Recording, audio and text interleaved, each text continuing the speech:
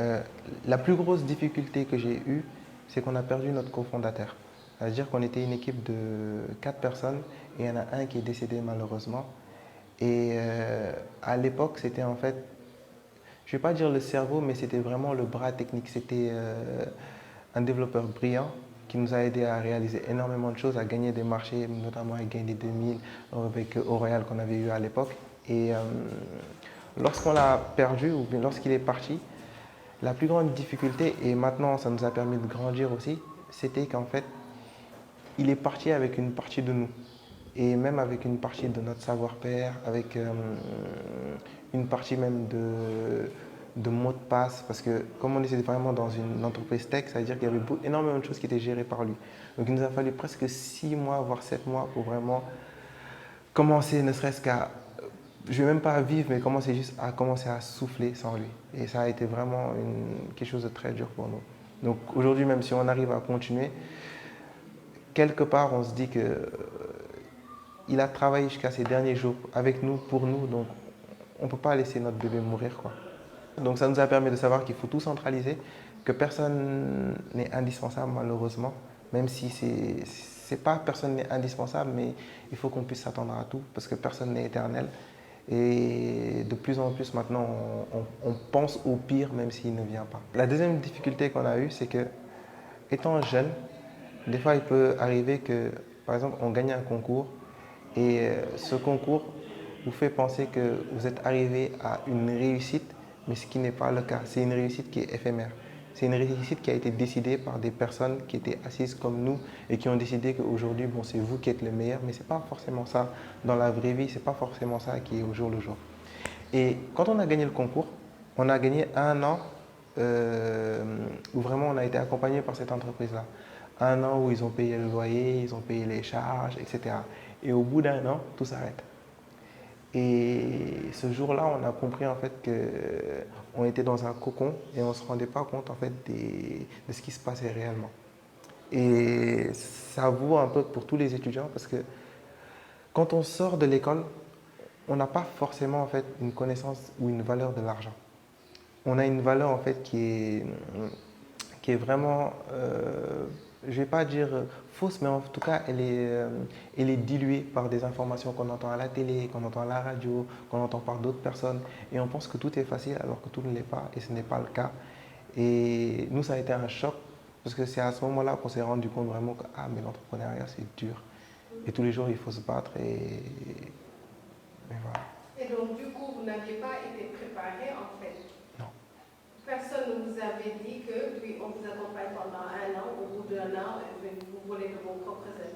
On nous l'a dit, on nous a prévenus. Tout le monde te dit que c'est dur, mais toi, tu n'y crois pas. Parce que tu te dis que, je ne sais pas, tu vas te donner un exemple, tu vas te dire que ah, Facebook a fait. Donc, tu as tellement de belles success stories qui sont en toi que même si on te dit que c'est dur, tu n'y crois pas.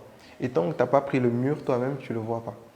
Et il y avait quelqu'un qui le disait, hein, l'entrepreneuriat, c'est comme si vous prenez un bateau tout seul. Je ne sais pas, vous devez traverser par exemple Dakar-Gorée et vous prenez un bateau et tout le monde est sur la rive à vous dire tu vas y arriver, l'entrepreneuriat c'est bien, allez, allez, allez. Et de l'autre côté de Gorée, tu vas voir 4 ou 5 personnes. C'est-à-dire les gens qui ont réussi et maintenant tout le monde sait qu'ils sont là-bas et qu'ils ont réussi. Quand tu pars, tout le monde est derrière toi, mais quand tu arrives au milieu du fleuve, il n'y a plus personne. Et c'est là que tu te retournes comme ça et que tu vois qu'il y a énormément de barques qui ont coulé.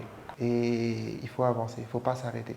Même si c'est un petit pas, même si c'est justement ton radeau doit juste avancer d'un petit pas, il faut avancer. Parce que tu ne peux plus reculer et si tu n'avances pas, tu coules. Ceux qui veulent se lancer, non, il faut y aller. On est jeune, on a le temps. Moi, pour l'instant, j'ai 27 ans, donc je me dis que même si, et même, c'est même pas une bonne phrase à se dire, le même si, en fait, à l'intérieur de votre tête, en fait, c'est comme si vous vous dites que vous avez une bouée de sauvetage, alors qu'il ne faut pas. Il faut se dire que c'est soit ça passe, soit ça casse. Et ne pas se donner, en fait, se dire que, ah, mais si ça ne marche pas, j'aurai toujours ce petit. Il faut juste se dire que non, c'est soit ça marche, soit ça ne marche pas. Moi, actuellement, on est une entreprise, on a à peu près 12 employés, 12-13 employés. Mais Mes employés, s'ils partent tous faire de l'entrepreneuriat, moi je vais finir tout seul. Donc, nous aussi, on essaie de les responsabiliser. On a un projet de coworking qu'on est en train de développer au niveau 1. Et des fois, on prend une personne qui est dans l'entreprise et on lui confie une responsabilité, mais même une responsabilité où il part comme une start-up et il part comme un entrepreneur. C'est comme si on disait, bon, tu es toujours dans l'entreprise, tu es avec nous, mais tu as ce projet-là à développer, à accentuer. Et c'est de l'intra-entrepreneuriat, on va dire.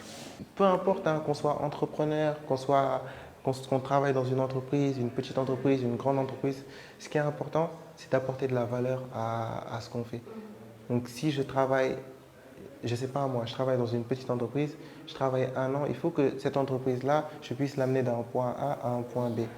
Et même chose que ce soit en entrepreneuriat, même chose que ce soit dans une multinationale. Il faut vraiment qu'une personne se dise, moi je ne viens pas juste pour consommer, je viens pour marquer ma marque. En fait, qu'on sache que je suis passé par là et que quand je suis passé par là, j'ai permis à l'entreprise de faire ça. Et c'est ça le plus important.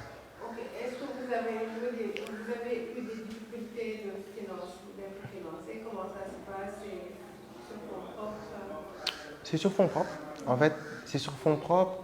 C'est aussi du temps. Parce que je vous disais un chèque d'1 million, mais maintenant 1 million, c'est plus grand-chose. Donc je pense que nos charges mensuelles même dépassent fois 2, fois 3 ça. Donc c'est vraiment pour dire que ça prend du temps. Et des fois même, on parle de financement, on parle de beaucoup de choses, mais il faut aussi que la personne se mette à la place de la personne qui finance et qu'elle se dise que mais je viens de financer, mais qu'est-ce que je gagne derrière? Tu n'as encore rien fait, tu n'as pas encore commencé ton projet et tu me dis mets ton argent. Est-ce que toi, tu as déjà commencé à mettre ton argent dedans? Pourquoi moi, je vais mettre mon argent? Qu'est-ce que j'y gagne? Qu'est-ce que? Donc, oui, on a tous besoin de financement, mais à un moment, il faut le laisser partir, essayer de trouver des moyens, des petits tips. La fin du mois arrive, tu ne sais pas comment payer tes salaires, tu as une salle de réunion qui est disponible, on t'appelle pour la louer, tu la loues et ça te permet de régler un problème. Et chercher en fait, parce que c'est quand les problèmes sont là qu'on réfléchit, on cherche des solutions. Et... Parce que l'argent c'est bien, mais l'argent ça amène des problèmes. L'argent ça rend les employés feignants. L'argent ça rend les personnes avec qui tu travailles, ça, pas, mais en tout cas, ils voient de l'argent, donc pour eux, ils méritent de gagner plus. Donc, il y a des petites disputes. Donc, l'argent fait des choses, mais aussi, elle engage beaucoup. Et j'ai un mentor qui me disait ça même il y a 2 semaines, quand on était en train de réhabiliter cette maison. Il me disait, tu n'as pas beaucoup d'argent, c'est pas grave. Le plus important, c'est que tu aies une tête qui réfléchit et qui règle des problèmes. Et quand tu règles des problèmes, les gens vont venir. Tu auras des clients qui vont venir, tu auras des personnes qui vont venir t'aider, tu auras des banques qui seront même là, qui vont te dire non, viens, je te donne de l'argent. Et c'est les gens qui vont venir vers toi pour te financer. Et ce sera à toi maintenant de choisir avec qui ou avec qui tu veux travailler.